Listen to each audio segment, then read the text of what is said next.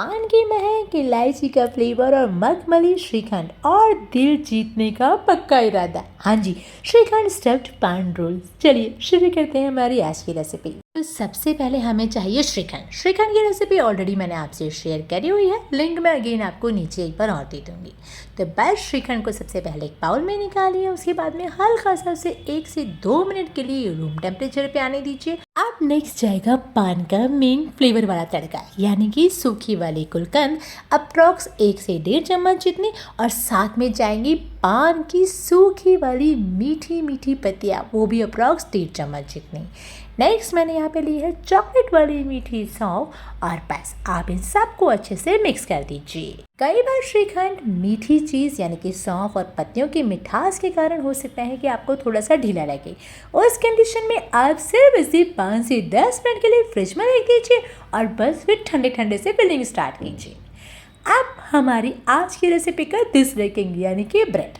तो यहाँ पे मैंने लिए हैं अप्रॉक्स 4 स्लाइसेस जितने ब्रेड, और इसके मैंने कॉर्नर्स को रिमूव कर दिया है। ध्यान रहे कि इस रेसिपी में आपको ब्रेड की कॉर्नर्स रिमूव करना बहुत ज़रूरी है, अदरवाइज़ आप ब्रेड की बाइंडिंग नहीं कर पाएंगे। एंड सेम बिकॉज हमें बनाने हैं रोल्स, तो आसपास से कॉर्नर्स के जो ट्रायंगल्स है ना, वो भी हटा दीजिए। चलिए अब बढ़ते हैं स्टफिंग की ओर। तो सबसे पहले किसी भी बर्तन में पानी ले लीजिए और अच्छे से ब्रेड को दोनों तरफ से टिप करते हुए हथेली के बीच में रख के हल्का सा दबा लीजिए।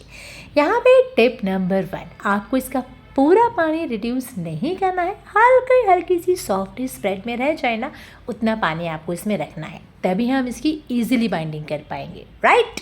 तो बस अब एक ब्रेड और उसके ऊपर गई हमारी दूसरी ब्रेड, और रोल्स करने के लिए ऑलवेज कोई भी क्लिंग रैप या फिर नॉर्मल सी पन्नी लीजिए और ब्रेड को उसके ऊपर अरेंज कीजिए।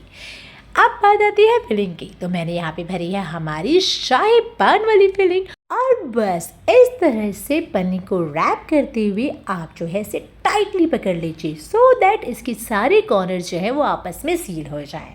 कई बार क्या होता है ना कि फिलिंग ज़्यादा होने की वजह से हमारे ये जो रोल्स हैं ये थोड़े से खुले खुले से रखते हैं, तो बस अगेन हथेली के बीच में से प्रेस कीजिए, और बिकॉज ब्रेड ऑलरेडी गीली है तो ये फटाफट आपस में जल्दी से चिपक भी जाएगी। अब इसको सेकंड तरह से हम कैसे रैप कर सकते हैं, तो प्रोसेस वही है। ब्रेड्स को सोक किया है और उसके बाद में पानी को हटा दीजिए और अगेन इसमें कर दीजिए वही हमारी पान वाली फिलिंग। लेकिन इस बार आपको क्या करना है कि ब्रेड के ऊपर के हिस्से को हटा के हाफ फोल्ड कीजिए, अगेन रैप को पीछे लेके जाइए और फिर से इसे घुमाते हुए कस की कॉर्नर्स को दबाते हुए फिर से पैक कर दीजिए। ये देखिए मेरा थोड़ा सा ब्रेड का रोल साइड में खुल रहा है ना, तो बस हथेली से प्रेशर देते हुए आप इसकी सब कॉर्नर्स को आपस में सील कर दीजिए। यहाँ पे टिप नंबर 3 और सबसे इम्पॉर्टेंट बात, आपकी ब्रेड के रोल्स कहीं से भी खुले हुए नहीं होने चाहिए, अदरवाइज जब आप इसे फ्राई करोगे ना ये वहीं पे सारा बिखर जाएगा, ठीक है।